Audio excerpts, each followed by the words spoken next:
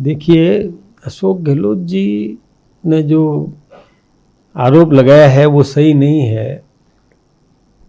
हमारे देश के प्रधानमंत्री आदरणीय नरेंद्र मोदी जी ने उस कार्यक्रम के लिए भी स्पष्ट निर्देश दिया था कि चाहे बीजेपी के सांसद हो या किसी भी पार्टी के सांसद हो, उनको वहाँ बुलाया जाए और उनको वहाँ जो है उम्मेदवार राम जी को बुलाया गया था। उनके लिए डायट्स पर व्यवस्था थी। अब वो आए नहीं तो कुर्सी हटा दी गई। इसलिए यह कहना एकदम गलत है। वो देश के प्रधानमंत्री है और वो किसी कांग्रेसी कार्यकर्ता के भी प्रधानमंत्री मोदी जी है। इस देश के जब 140 करोड़ देशवासियों को अपना परिवार मानते हैं, ऐसे व्यक्ति को यह कह देना कि वो केवल बीजेपी का नेता बनकर के वहाँ है, ये असत्य है। ये मैं सोचता हूँ कि पता नहीं आजकल गहलोत साहब ऐसा क्यों बोलने लग गए हैं। गहलोत साहब को गंभीरता रखनी चाहिए।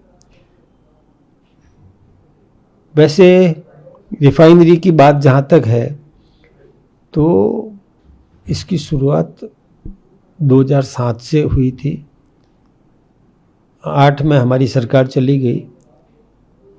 8 से 13 तक गहलोत साहब ने 0 काम किया और 13 में जाते जाते मैं शब्द प्रयोग कर रहा हूँ कि अब सरकार जाने वाली, 13 तक कार्यकाल था उनका।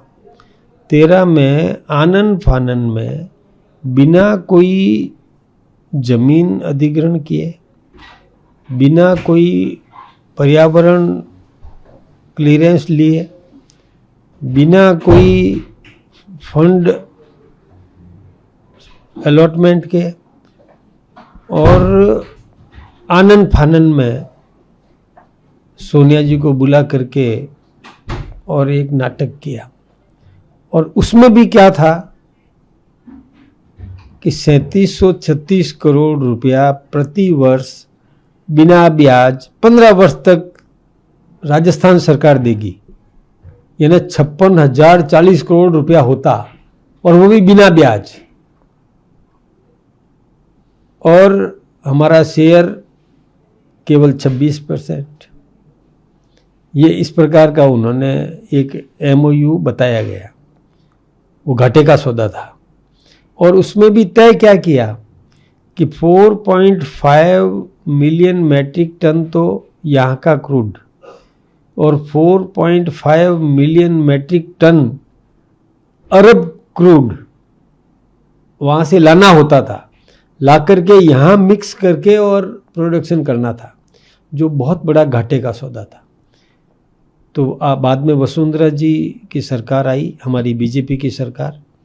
उन्होंने ये सारा MOU निरस्त कर दिया और केवल 16,000 करोड़ में MOU किया। यानी कहाँ 56,040 करोड़, 56,040 करोड़ और कहाँ 16,040 करोड़, यानी 40,000 करोड़ का फायदा कराया उसी कंपनी से वसुंधरा जी ने।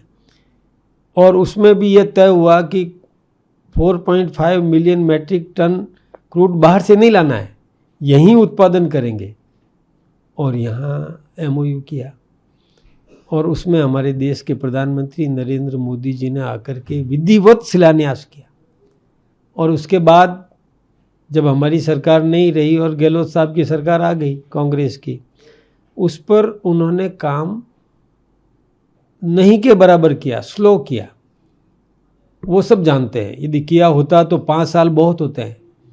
5 साल में प्रोडक्शन में आ सकता था, लेकिन शिथिलता बनाए रखी। चूँकि केंद्र का दबाव था कि हमको ये रिफाइनरी चालू करनी है, तब थोड़ा बहुत काम हो सका। फिर हमारी सरकार आ गई, भजन लाल जी की सरकार। इन्होंने स्पीड अप किया, तेज़ी से काम शुरू करवाया और तेज़ी से काम शुरू करवा करके उसका अभी उद्घाटन हमारे देश के प्रधानमंत्री नरेंद्र मोदी जी ने किया है। ये बात सब जानते हैं, गहलोत साहब भी जानते हैं। लेकिन गहलोत साहब को तो ऐसा लगा कि जैसे यश लेने की होड़ मची हो, और ऐसे वो इस प्रकार के बयान देने लगे। देखो, शोभा नहीं देता है। इतने बड़े आदमी हैं, गहलोत साहब भी कोई छोटे आदमी नहीं है।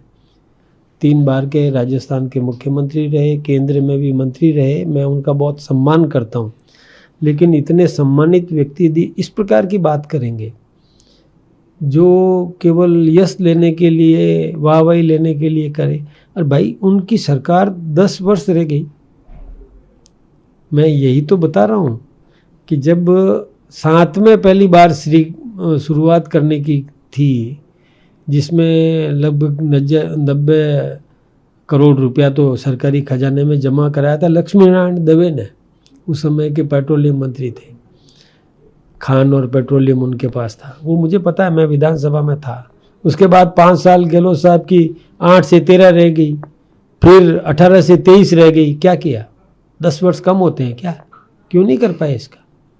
जो भी काम हुआ है रिफाइनरी से संबंधित या राजस्थान के विकास से संबंधित, ये भारतीय जनता पार्टी की सरकार ने किया।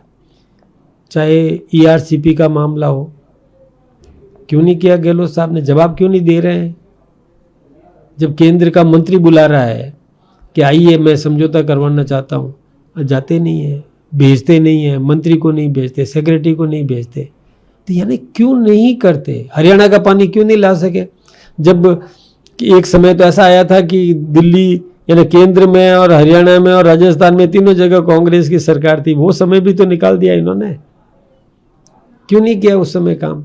किया नहीं, करने की मंशा नहीं है। केवल गहलोत साहब तो हमेशा, देखो सत्य बात यह है कि गहलोत साहब और सचिन पायलट जी के आपस में लड़ाई चल रही थी, महत्वाकांक्षा का युद्ध चल रहा था। एक सरकार गिराने में लगा हुआ था, एक सरकार बचाने में लगा हुआ था। अपने अपने समर्थक विधायकों को लेकर के और कैंप किए हुए अलग अलग छुपते घूम रहे थे। राज करने का समय ही नहीं मिला। कुर्सी एक टांग खींच रहा है, एक दूसरा बचाने में लगा है। इसलिए गहलोत साहब केवल वाहवाही लेने के लिए असत्य बात नहीं कहे, और प्रधानमंत्री जी सबको साथ लेके चल रहे हैं। 140 करोड़ देश की जनता, उनका अपना परिवार है, कोई उनमें तो नेशन फर्स्ट की भावना है। पार्टी तो बाद की बात है, पहला काम है राष्ट्र प्रथम। और कल के उनके वक्तव्य को भी सुन ले तो समझ में आ जाता है सबके कि वो विपक्ष को भी पूरा महत्व दिया था उन्होंने। कांग्रेस के नेता हैं जयराम रमेश, उनका कहना है कि बीजेपी पार्टियों को तोड़ने में लगी हुई, छोटी छोटी, जैसे महाराष्ट्र, बंगाल, दिल्ली, पंजाब। देखिए, जयराम रमेश जी मेरे साथ राज्यसभा में हैं, मैं उनका बहुत सम्मान करता हूँ। पूरे समय तक वो राज्यसभा में बैठे रहते हैं। बहुत विद्वान है, अनुभवी है, अच्छे आदमी। लेकिन वो उनके अशोक गहलोत जी जो व्यवहार कर रहे हैं वो उनको शायद या तो ध्यान नहीं है। अशोक गहलोत जी ने बसपा के लोगों को लेकर सरकार बचाई थी, बसपा के लोगों को। तो इसको हॉर्स ट्रेडिंग कहेंगे, क्या कहेंगे? वो जब दूसरे के लिए हॉर्स ट्रेडिंग कह रहे हैं और खुद पूरी की पूरी पार्टी को डकार गए, उसको क्या कहोगे? राजस्थान में 6 विधायक थे बसपा के और कुछ निर्दलीय भी थे। गोलमा जी क्या थे? क्या भूल रहे हैं वो गहलोत साहब? और जयराम रमेश जी भी, देखिए उनको शायद राजस्थान की जानकारी नहीं है। और केंद्र की भी बात करें तो अब TMC जो तृणमूल कांग्रेस जो है ITC, अब उसके जो सांसद जब ये देख लिया कि राष्ट्र के बारे में जब निर्णय करना है कि इस देश को विकसित राष्ट्र बनाना है तो कहाँ जाना है, TMC तो राष्ट्रवादी राष्ट्रीय स्तर तक है नहीं, तो देश के लिए क्या एजेंडा है? TMC का कोई एजेंडा नहीं है। वहाँ बंगाल में भी और अव्यवस्थाएं उन्होंने पैदा की। बंगाल में भी उन्होंने गृह युद्ध जैसी स्थिति बना ली। किसी का घर जला देना, किसी की टांग तोड़ देना, किसी को गलत मुकदमे डाल में फंसा करके जेल में बंद कर देना। अराजकता का माहौल था। अब उसमें से कोई सांसद का विवेक जागृत हो और वो सोचे कि नहीं मुझे ये सब ठीक नहीं लगता, ये सब मैं करूँगा तो मेरी छवि भी खराब होगी और देश का कोई एजेंडा नहीं। जब पश्चिमी बंगाल के लिए भी एजेंडा नहीं तो देश के लिए एजेंडा नहीं तो उसके साथ रह के वो करेगा क्या? फिर उसका मन बदल जाता है और वो ढूंढता है कि मैं इस समय किसके साथ रहूं ताकि वो देश समृद्ध हो सके। तो इस निमित्त यदि वो कहीं अपना मन बदलता है उसका, तो उसको वो हॉर्स ट्रेडिंग कह रहे हैं। हम नहीं तोड़ रहे हैं, हमने कोई प्रयास नहीं किया है और हमको करने की ज़रूरत कहाँ है? हमारी स्थायी सरकार है, एनडीए की सरकार स्थायी है, एनडीए मजबूत है, कहीं हमको तोड़ने की ज़रूरत नहीं है। कोई अपना विवेक बदल के मन में शुद्धिकरण ला करके राष्ट्र हित को ध्यान में रख करके नेशन फर्स्ट की भावना से हमारे साथ आता है तो हम कहेंगे मत आओ। ये संभव है क्या? कोई देश हित के लिए, इस राष्ट्र को मजबूत करने के लिए हमें सहयोग करता है और हम मना करेंगे क्या? ये कैसी बातें जयराम रमेश जी कहते हैं। उनको खुद को सोचना चाहिए कि कमाल है, कोई कहे अब मैं कोई वजन उठा रहा हूं और कोई आके मेरी मदद करेगा, ए तू मदद नहीं कर सकता है, मैं ही उठा लूंगा अपने आप। ये होता है क्या?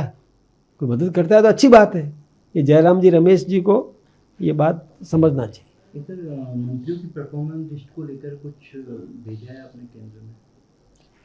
संगठन से या तो जुड़े देखिए या ये फिर- बात सही है कि समय समय पर केंद्र हमसे लेता ही है रिपोर्टिंग, तो करना ही होता है, उसमें कोई वो ऐसा नहीं है, पार्टी के अंदरूनी बात है, ये सब हम करते रहते हैं। तो फेरबदल मंत्रिमंडल ये मैं नहीं कह सकता, ये मुख्यमंत्री जी का विशेष अधिकार है, हमको संगठन का काम करना है। सर, अल्पसंख्यकों को जोड़ने के लिए कुछ अभियान निकला?